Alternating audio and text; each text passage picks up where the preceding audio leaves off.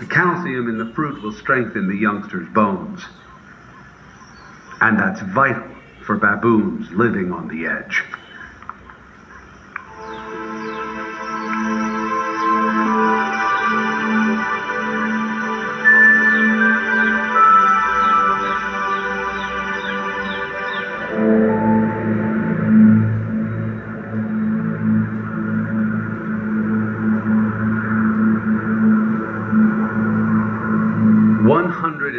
Miles downstream from the dizzying Batoka Gorge, the Zambezi slips into an entirely different world.